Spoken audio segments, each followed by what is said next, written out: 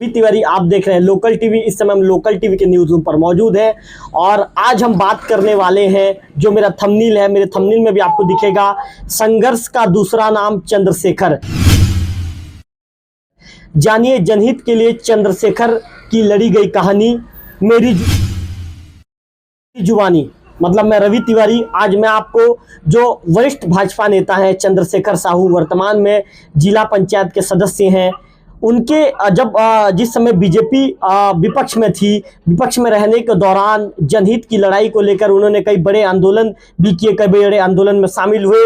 लगभग 100 किलोमीटर से ज़्यादा उन्होंने पदयात्रा की और हमेशा सरकार के जो नीतियों का बिल्कुल जहाँ पे लगता था कि जहाँ पर गलत हो रहा है, बिल्कुल वहाँ पर तत्कालीन कांग्रेस सरकार का विरोध करने के लिए भी वो सड़क पर उतर जाते थे और आम जनों की समस्या को लेकर हमेशा गंभीर रहते थे। जहां पर भी आम जनों की समस्या या उनकी आम जनों की समस्या दूर होती नजर नहीं आती थी। पहले तो जो वरिष्ठ भाजपा नेता हैं चंद्रशेखर साहू जी, जो जिम्मेदार अधिकारी, उससे चर्चा करते थे। यदि आम जनों की समस्या उसमें दूर हो जाती थी तो बात बन जाती थी, और बात नहीं बनने पर चंद्रशेखर साहू तत्काल कह देते थे कि मैं जनता का सेवक हूं। यदि जनता की समस्या को मैं दूर ना कर पाया तो फिर मेरे जनसेवक बनने का क्या मतलब, मेरे जनप्रतिनिधि बनने का क्या मतलब। ऐसे में फिर मैं सड़क की लड़ाई लड़ने को मजबूर हो जाऊंगा। और कई बार उन्होंने सड़क की लड़ाई भी लड़ी और क्षेत्र जो गरियाबंद जिले की जो बड़ी बड़ी समस्याएं हैं, उस समस्याओं को भी उन्होंने दूर किया।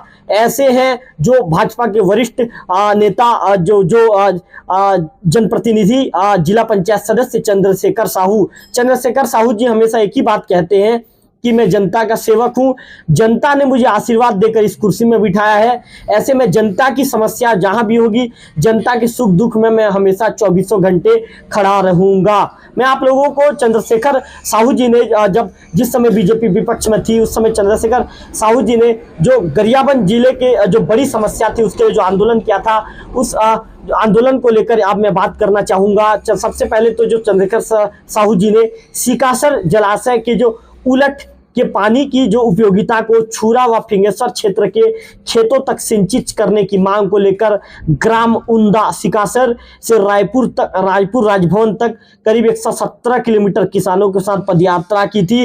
इस दौरान लगभग 117 किलोमीटर तक वो किसानों के साथ चलते रहे। उन्होंने साफ तौर पर कहा था कि किसानों के साथ गलत हो रहा है और किसानों के साथ गलत होगा तो कतई उसे हम बर्दाश्त नहीं करेंगे, हमारी पार्टी भी उसे बर्दाश्त नहीं करेगी। और चंद्रशेखर साहू लगातार किसानों के हित में, किसान हितैषी नेता हैं। वो किसानों के बेटे, किसान के पुत्र हैं। चूंकि उनके पिता भी किसान थे, ऐसे में बखूबी वो किसानों का दर्द समझते हैं। उन्होंने 117 किलोमीटर दूर रायपुर जाकर राजभवन तक पैदल मार्च की और किसान के हित में उन्होंने बड़े आंदोलन में हिस्सा लिया था। ऐसे हैं जो क्षेत्र के जो गरियाबंद जिले के जो वरिष्ठ भाजपा नेता चंद्रशेखर साहू जी।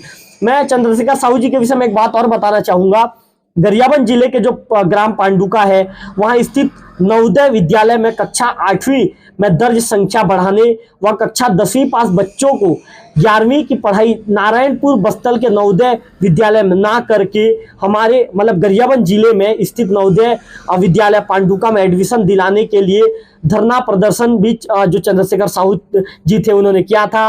उस दौरान उन्होंने घेराव भी किया था और धरना प्रदर्शन और घेराव में वो जुटे रहे, डटे रहे और तब तक वो डटे रहे जब तक उनकी मांग पूरी नहीं हो पाई। बच्चों के छात्र हित को देखते हुए चंद्रशेखर साहू जी ने एक बड़ी लड़ाई लड़ी थी और उनके उस लड़ाई के अनुरूप आज जो जिले के बच्चे हैं उनको जिस मांग को लेकर चंद्रशेखर साहू जी ने लड़ाई लड़ी थी, आज वो मांग पूरी हो गई और उसका लाभ जिले के बच्चों को भी मिल रहा है।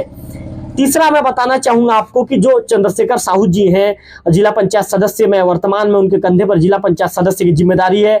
ग्राम पंचायत टेका के जो आश्रित ग्राम है कपसीडी तथा ग्राम पंचायत रोहिना के आश्रित ग्राम सेमराडी को राजस्व ग्राम का दर्जा प्रदान करने, ग्राम कपसीडी से राजिम तक 25 किलोमीटर की उन्होंने पदयात्रा की थी और ग्रामवासियों के साथ पदयात्रा भी उन्होंने किया था, पूरे ग्रामीणों के साथ मिलकर उन्होंने पदयात्रा किया था।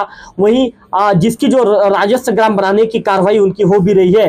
चंद्रशेखर साहू जी ने चित बड़े आंदोलन में हिस्सा लिया है और वो हमेशा डटे रहे हैं। आम जनों की समस्या को लेकर उन्होंने गंभीरता दिखाई है और लोगों की समस्याओं के लिए वो लड़ते रहे हैं। वो ऐसे जन नेता हैं कि जहां पर भी लोगों को समस्या या दिक्कत होती है, कोई भी व्यक्ति उन्हें अवगत कराता है कि मैं इस तरह की समस्याओं से परेशान हूं, नेताजी तो तत्काल वो वहां पर पहुंच जाते हैं।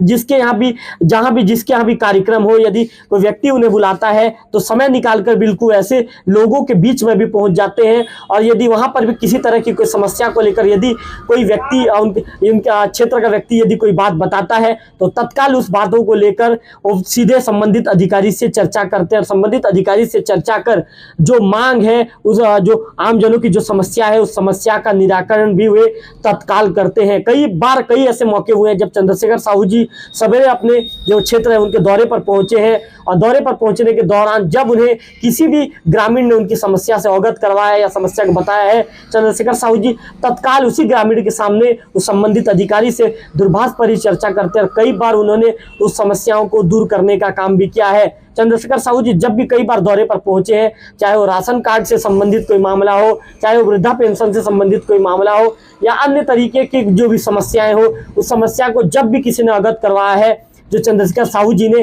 तत्काल उस समस्या को दूर किया है। और चंद्रशेखर साहू जी के कार्य प्रणाली के चलते ही जो जनता है, क्षेत्र की जनता है, क्षेत्र की जनता का भरोसा वो दिन ब दिन जीतने लगे हैं और युवा नेता पर क्षेत्र की जनता भी भरोसा जता रही है।